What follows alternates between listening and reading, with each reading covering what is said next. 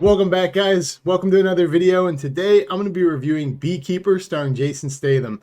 I'm so glad this movie's had the success it's had at the box office. It's been out for a little bit, but I figured why not review it? I mentioned it in my last video, so I'll do a full review on it this time. So Beekeeper is an action movie, obviously a Jason Statham movie. If you've seen his work, you're familiar with what you're going to get. Bodies left, right, and center. This movie, though, in my opinion, is absolutely batshit crazy. It's deserving of all the hype, all the praise. It's such a fun time.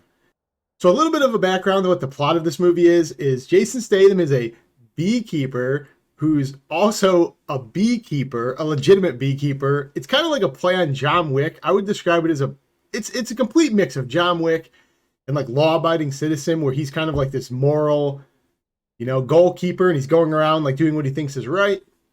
And he used to be a part of this secret organization called the Beekeepers. They kind of uphold, they're like a little bit above the CIA and the FBI. And in this movie, he's just a normal beekeeper. He's working on this old lady's property. He loves this old lady. She's so nice to him. And she's a victim of identity theft, where they empty all of her bank accounts. She loses millions of dollars, millions of charitable dollars that she can give to donations. And because of it, she commits suicide. And if you've ever watched a Jason Statham movie, you know what's going to ensue after that. The moment you see her die, he starts getting the names. Bodies are falling left, right, and center. He's coming after him. So from that point on, every 5 minutes of this movie has action. And I thought this movie flies by, even though it's pushing 2 hours. It's paced so well. It basically, from the start to finish, once the plot picks up, is completely unrelenting in its pace. It's kind of pushing the story. It's got action all the time. It's very good. So a couple of the negatives I have with this movie. There's these two cops that are kind of in a backstory to the entire movie. And I don't want to say they're completely pointless, but they're kind of like caricature characters where they're kind of like act over the top given their situation. And it's not always like, there's not really a point to what they're doing. A lot of their scenes they're kind of like in the aftermath of what he did. So the interesting scenes are over. And then the cops will come in and kind of discuss as cops, like, oh, this is the crime scene. And again, they're not pointless. I just don't really find their airtime as interesting as Jason Statham. He's so captivating on screen. The other thing is they kind of just conveniently stumble upon all of the plot points. Anything that he's going to do, they kind of say yeah, we figured out he's going to this building. And it's kind of obviously we don't really care about the process. We're here to watch Jason Statham.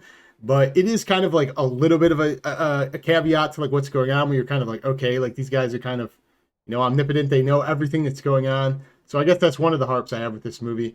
Not many, though. Now, I mentioned bee puns, and where this movie is really similar to some of the old movies is how self-aware with how ridiculous it is. I said law-abiding citizen. The more I think about it, it's probably a combination of The Equalizer, John Wick, and maybe Shoot 'Em Up.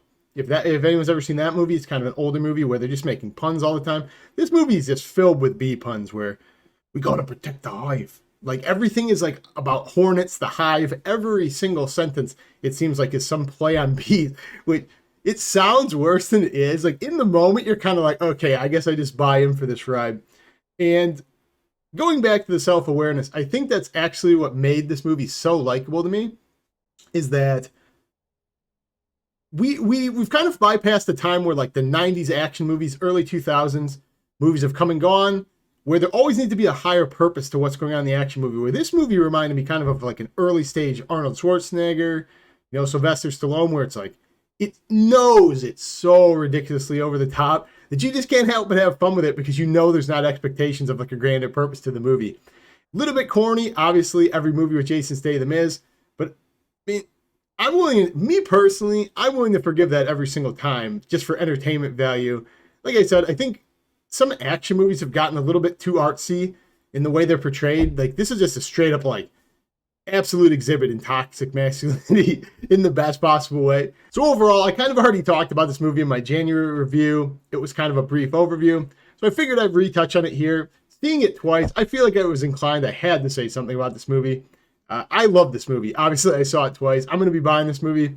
In the end, I would rate this movie like that. I would recommend anybody go see this movie. Probably buy this movie, support this movie. I appreciate everything it did. I really hope there's going to be a sequel and there's going to be a John Wick series based off of it.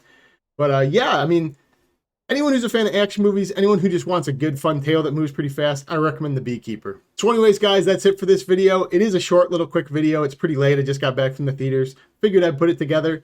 I hope you guys enjoyed it. I hope you guys go see the movie. If you did see the movie, comment below. Let me know what you think. I hope you liked it as much as me. Anyways, I'll see you in the next video. Take care.